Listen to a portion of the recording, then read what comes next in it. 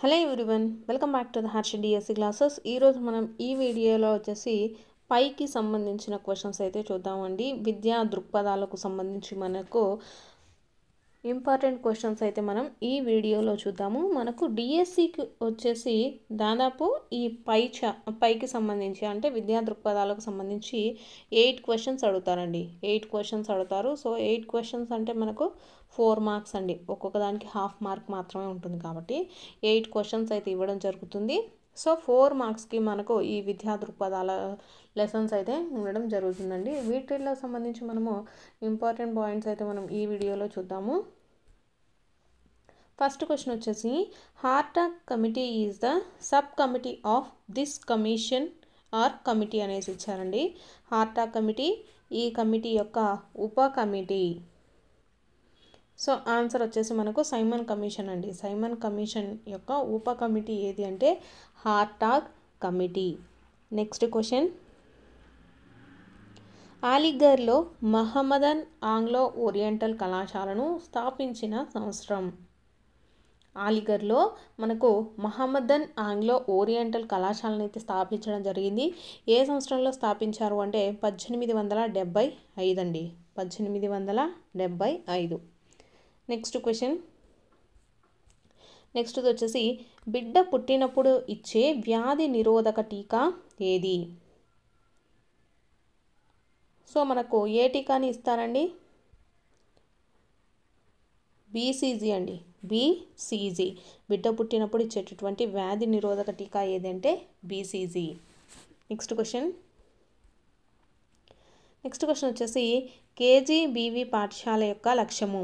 ఈ అననుకూల వర్గాలకు చెందిన వారికి గుణాత్మక విద్యను అందించుటకు. మనకు కేజీబీవీ స్కూల్స్ అయితే మనకు ఎస్టాబ్లిష్ చేయడం జరిగింది కదా. సో దానికి సంబంధించి అననుకూల వర్గాలకు చెందిన వారికి గుణాత్మక విద్యను అందించడం కొరకు. సో ఇక్కడ ఎవరికి విద్యను అందించడం జరుగుతుంది అంటే మనకు వచ్చేసి బాలికలకండి, బాలికలకు. నెక్స్ట్ క్వశ్చన్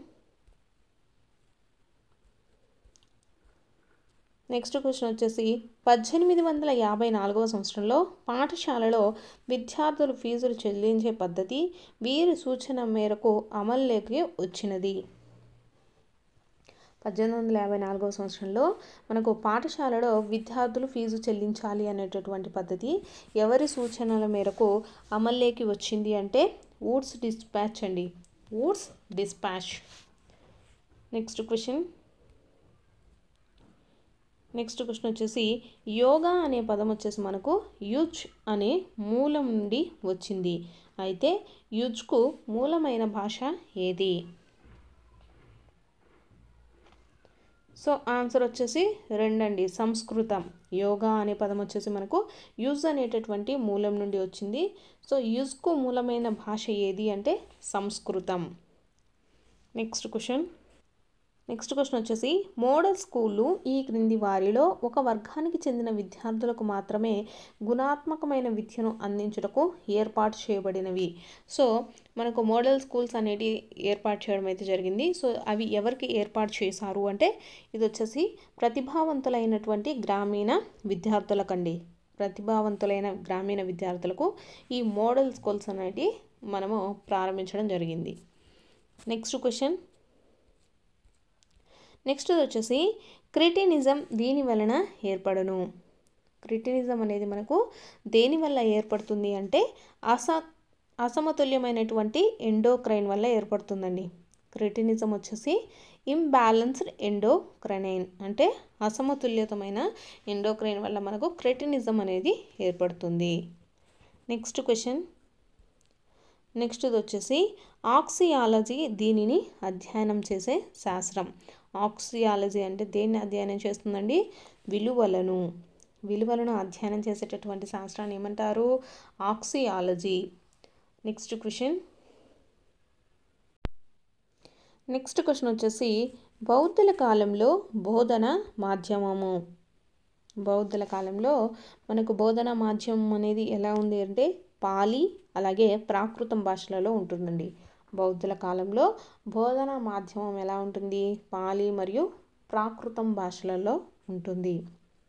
నెక్స్ట్ నెక్స్ట్ వచ్చేసి భారత విద్యా కమిషన్ నివేదిక పేరు ఏది? భారత విద్యా కమిషన్ నివేదిక పేరు వచ్చేసి మనకు విద్య మరియు జాతీయ అభివృద్ధి అండి. భారత విద్యా కమిషన్ నివేదికకు మరొక పేరేంటి? విద్య మరియు జాతీయ అభివృద్ధి. నెక్స్ట్ క్వశ్చన్ వచ్చేసి ఉపాధ్యాయుని సాధికారత 2 స్థాయిలను ప్రభావితం చేస్తుంది. అయితే అవి ఏంటివి అనేసి అడిగారు. సో అవి ఏవంటే ఉపాధ్యాయ స్థాయి, పాఠశాల స్థాయి అండి. ఉపాధ్యాయుని సాధికారత వచ్చేసి మనకు 2 స్టేజెస్లో మనకు ప్రభావితం అయితే అవుతుంది. సో అవి ఏవి అంటే ఫస్ట్ వచ్చేసి ఉపాధ్యాయ స్థాయి, అలాగే పాఠశాల స్థాయి. నెక్స్ట్ క్వశ్చన్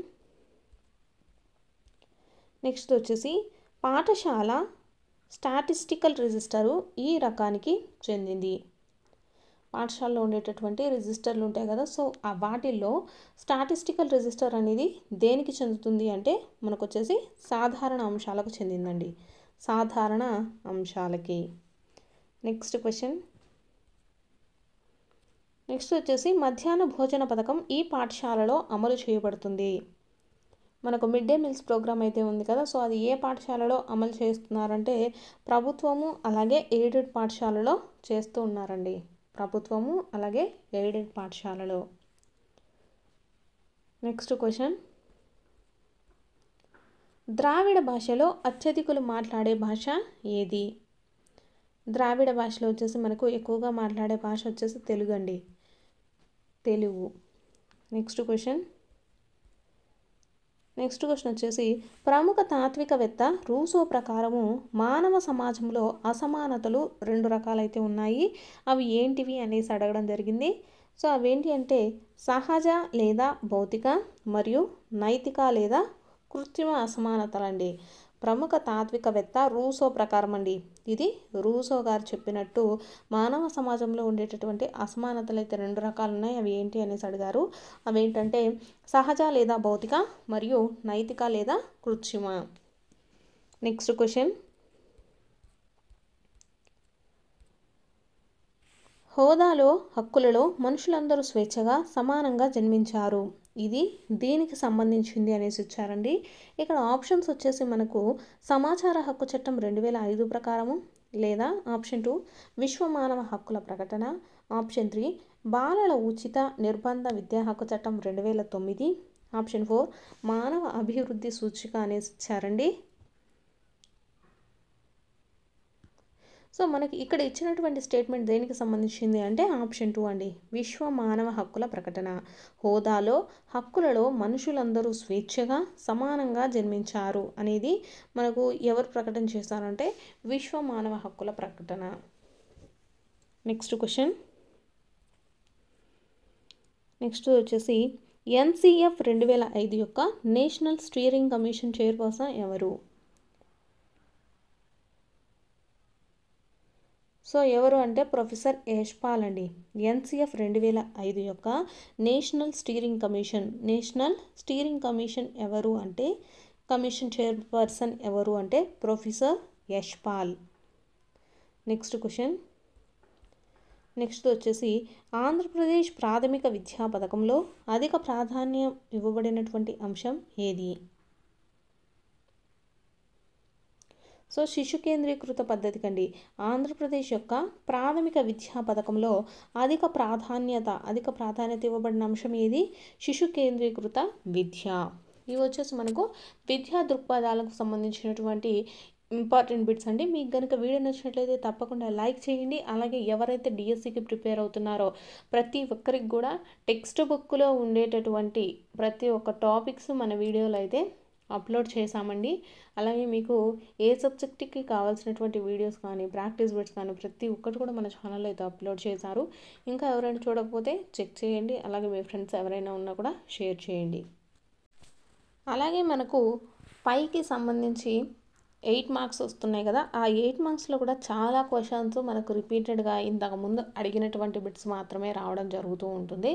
కాబట్టి ప్రతి ఒక్కరు కూడా ఎవరైతే డిఎస్సికి ప్రిపేర్ అవుతున్నారో వాళ్ళు వచ్చేసి డిఎస్సికి వచ్చేసి మనకు మొన్న టెట్లో వచ్చినంత ఈజీగా అయితే క్వశ్చన్ పేపర్ ఉండదండి. కొంచెం టఫ్గానే ఉంటుంది. కాబట్టి ప్రతి ఒక్కరు కూడా ఒకసారి మనకు 2019లో జరిగినటువంటి టెట్ కమ్ టీఆర్టీ జరిగింది కదా, సో దాంట్లో భాగంగా మీరు ఒకసారి అయితే ప్రిపేర్ అవ్వండి.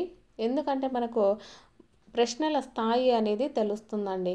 మనల్ని ఎలా క్వశ్చన్స్ అడుగుతున్నారు అనే విషయాలు కూడా ఫస్ట్ ఒకసారి అయితే చూడండి. దాన్ని బట్టి మీరు మీ ప్రిపరేషన్ అయితే స్టార్ట్ చేయండి.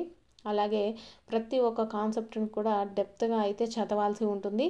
మనకు క్వశ్చన్ వచ్చేసి డైరెక్ట్ క్వశ్చన్స్ అనేది ఇవ్వరండి. టెట్లో వచ్చేసి మనకు డైరెక్ట్ క్వశ్చన్సే ఇస్తారు. డిఎస్సిలో డైరెక్ట్ క్వశ్చన్స్ కాకుండా అప్లికేషన్ టైప్ల క్వశ్చన్లు మనకు ఎక్కువగా ఇవ్వడం జరుగుతుంది. కాబట్టి ఇంతకు ముందు ప్రీవియస్గా డిఎస్సిలో మనకు ఎలాంటి టైప్ వచ్చిందో అలాగనే మనకు ప్రశ్నలుగా స్థాయి ఉంటుంది అనేసి కూడా మనకు నోటిఫికేషన్ వేశారు కదా, ఆ నోటిఫికేషన్లో మెన్షన్ చేయడం జరిగిందండి. వీళ్ళు మనకు డిఎస్సి ఇంతకుముందు ఎలా జరిగిందో అటువంటి ప్యాటర్నే ఫాలో అవుతారని చెప్పారు. కాబట్టి సో అక్కడ మనకు ప్రశ్నల స్థాయి అనేది ఎలా ఉంది, అటువంటి అలానే మనకు క్వశ్చన్స్ అనేవి ఇస్తారండి. సో దాన్ని దృష్టిలో పెట్టుకొని కూడా మీరు డిఎస్సికి అయితే ప్రిపేర్ అవ్వండి.